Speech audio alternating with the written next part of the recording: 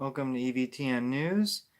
There was a decent bit of news this week, and so I'll just jump right into it.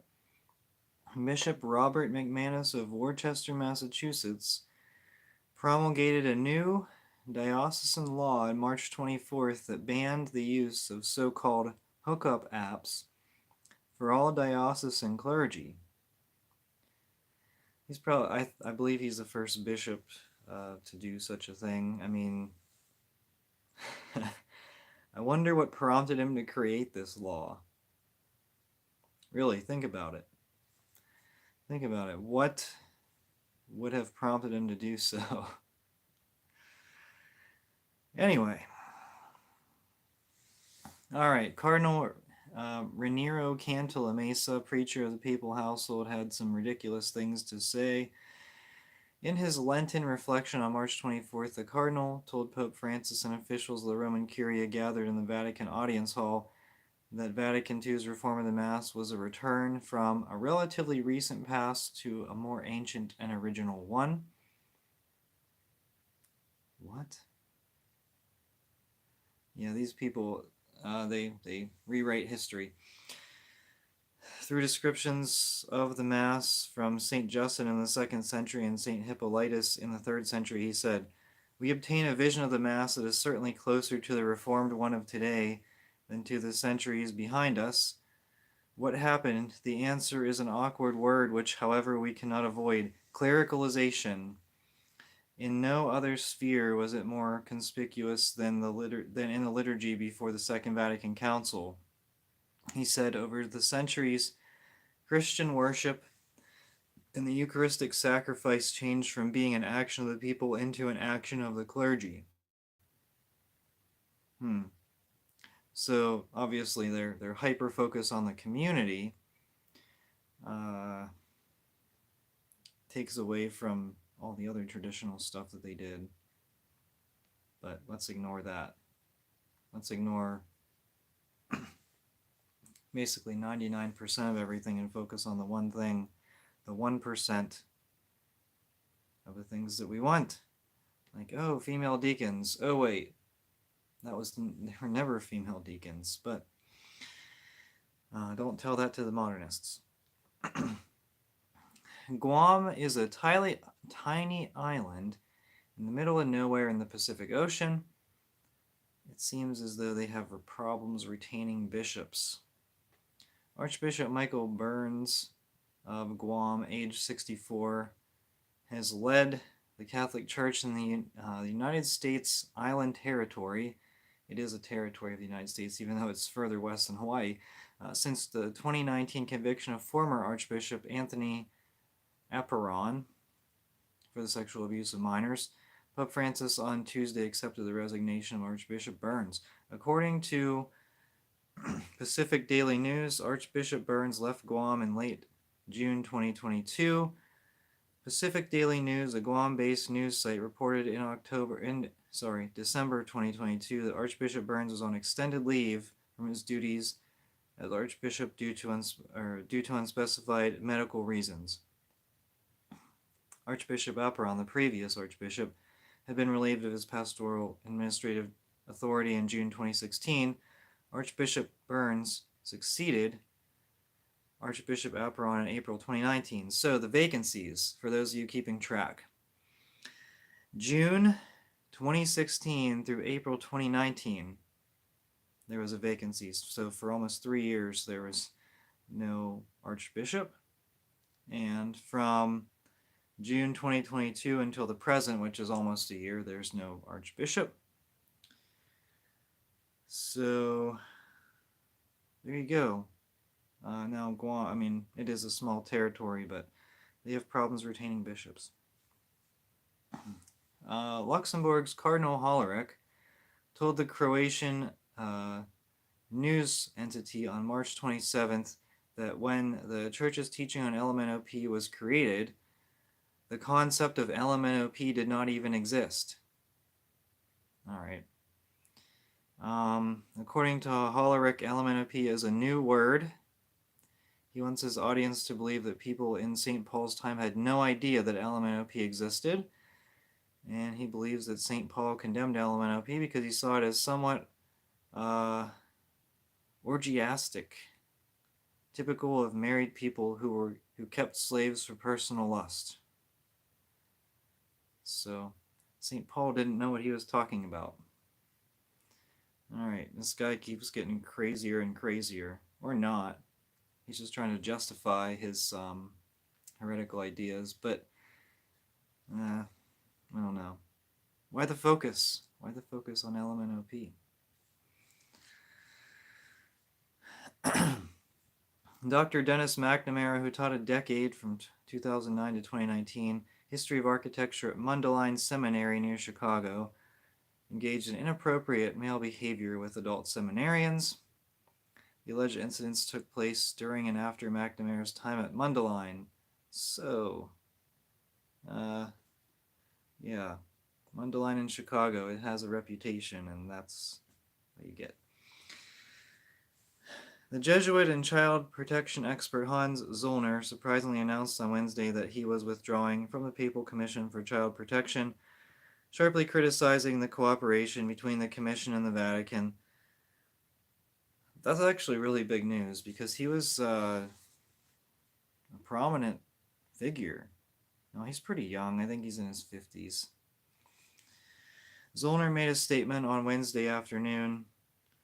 Among other things, he criticized the lack of transparency in both personnel decisions and financial issues. Another problem is the lack of communication with the Congregation for the Doctrine of the Faith, which has been responsible for the Commission for Child Protection since last year. Zollner has been a member of the body since the Papal Commission for Child Protection was founded in 2014, so 9 years, 8 or 9 years. And he just resigned. Oh, that's bad. If you have a Jesuit resigning from a Vatican commission on his own, because he thinks things are not working well. We've heard of Jesuits resigning before, but because they were forced to, but he wasn't forced to at all. He's resigning based on his own decision. So that's significant, I think. The tides are turning. Maybe not. Maybe it's just a one-off. In a letter to the German Bishops' Conference dated March 29th, and the German Bishops' Conference president, dated March 29th, Cardinal Arthur Roach said neither should lay people be able to regularly baptize or preach the homily at Mass in churches across Germany, despite at least one German diocese already announcing both practices. These are German Synodal Way initiatives. So, okay. So Cardinal Roach is being rigid. Wow. What about the new Pentecost? What does Vatican II mean to you? What does Vatican II mean to Roach versus the German bishops? I don't know. It's interesting. Cardinal Roach is just attempting to cement his authority, I guess. So he's trying to make everyone unhappy, I guess. I mean, of course, the German bishops are heretical. Anyway, on March 13th, have you heard of the Association for United States Catholic Priests? They're heretical as well. I think I've posted a few videos about them, and they were supported by some bishops in the United States, understandably. They support women's ordination, among other heretical ideas. On March 13th, the Association for United States Catholic Priests posted an event notice on its website for a Eucharistic revival featuring a group member and former assembly presenter, Father Jim Bacic, B-A-C-I-K. The first question, they had like some fake questions here. The first question from a character named Abraham. It's like a fictitious question and answer type of thing. sets the overall tone of the presentation. Abraham is a traditionalist who doesn't like music or the sign of peace. Bassick emphasizes that liturgy is a communal activity and a common meal. Later, around the 20-minute mark, Bassick explains that some will tell him Mass is a sacrifice, to which he responded, "It doesn't turn me on." What?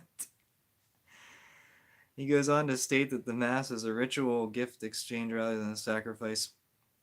Other highlights include his discussion at the 1 hour and 1 minute mark calling Archbishop Salvatore Cordileone a culture warrior for his response to Nancy Pelosi, while then going on to praise Cardinal Robert McElroy's approach for making the Eucharist common ground. Beginning around 13 minutes into the talk, Bassick presents a story of a woman named Sarah who is challenged by her Presbyterian husband concerning her belief in transubstantiation. Bassick first downplays transubstantiation by complaining that Catholics are not tied to that as a teaching. Bassick then tells Sarah that she can explain Christ's presence in the Eucharist to her husband as transsignification by saying, Trent said that transubstantiation was a suitable way of describing the Eucharist. Most theologians don't think we're tied to that.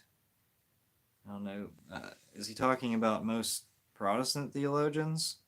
Or is he talking about Catholic theologians? The Vatican did repeat it in the 1950s, but I think most theologians would say we're not tied to that. So you can tell your husband, okay, you don't like it. I don't have to hold it as a Catholic. Here's another. Try this.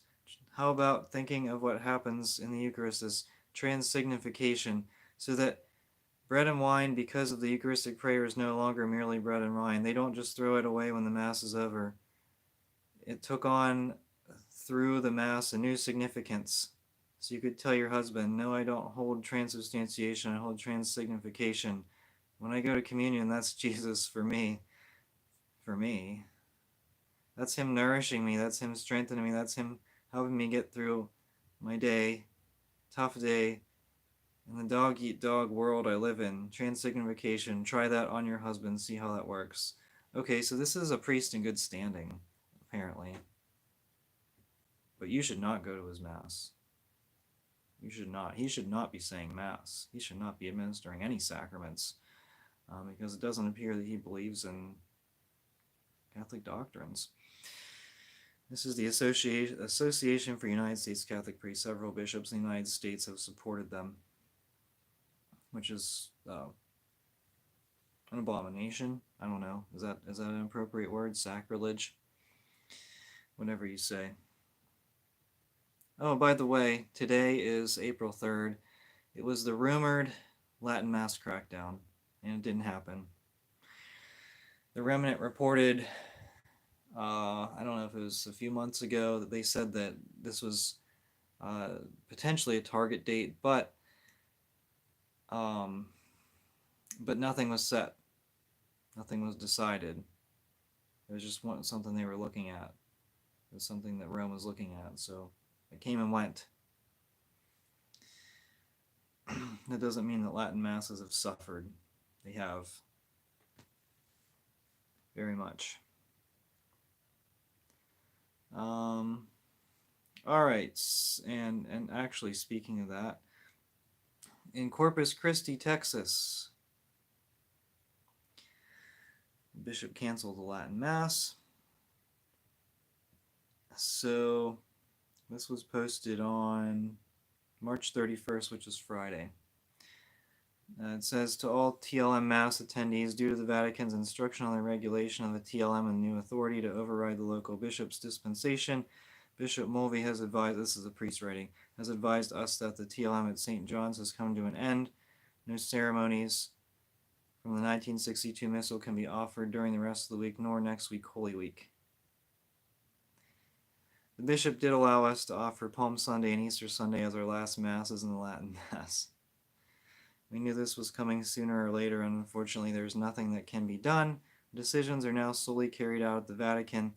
The bishop was generous in dispensing this when the motu proprio was first issued, but he's not generous anymore. So there you go. All masses are suspended. All Latin masses are suspended. Congratulations. So what is curious? The bishop or the priest claims the bishop claims the decision came from the Vatican. So maybe it did. Either the bishop is cruel. I mean, could be true regardless. And waited until 2 days before Holy Week to announce the decision, or the decision was not made by Pope Francis because he was in the hospital. So who made the decision? Who's being obedient? Is obedience demanded to Cardinal Roach? I don't really know that stuff. I don't know. Are you required to be obedient to Cardinal Roach? What other cardinal has authority? I mean, would an opposing cardinal would a cardinal with an opposing perspective have the same authority? I don't know. I don't know. I don't know these things.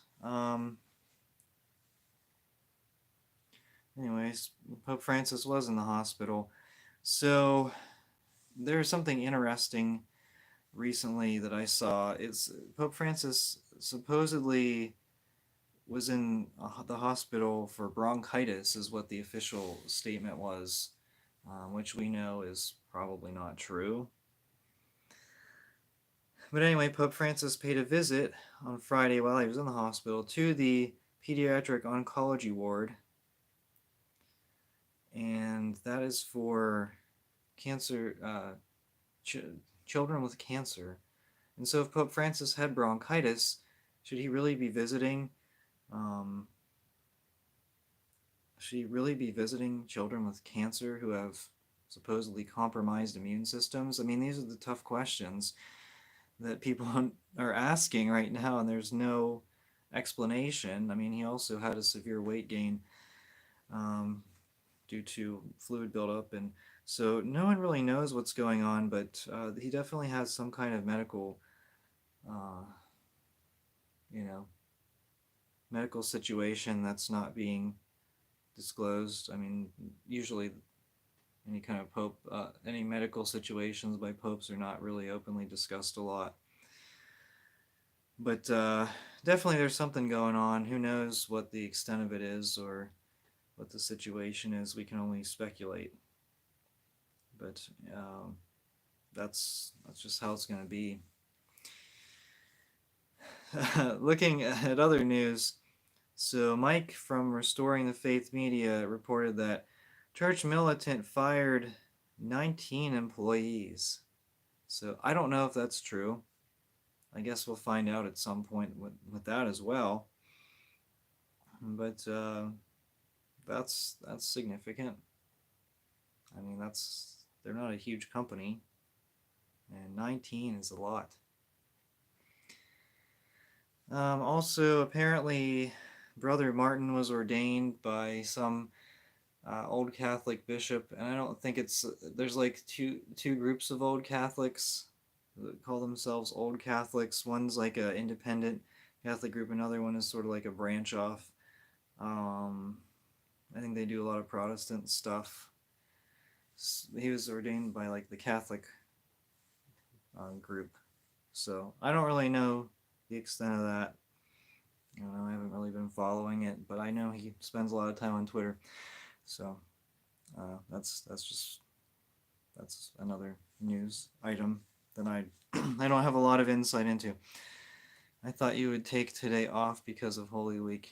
No, and I should be back next Monday too. I might actually do another video later on this week. I have some videos that I wanted to do, but just time wouldn't allow me to. And maybe this week time will allow me to do other videos that I've wanted to do for a while. So I will get moving on that. But yeah, as for right now, I hope everyone has a great Holy Week. There's a lot of good stuff coming up in Holy Week, and I have some plans, I guess. And then we'll see how everything goes. So, all right, well, This has been EVTN News. Until next time, have a great Holy Week, everyone. Thank you so much for watching. We are the laity, and we will not be silent.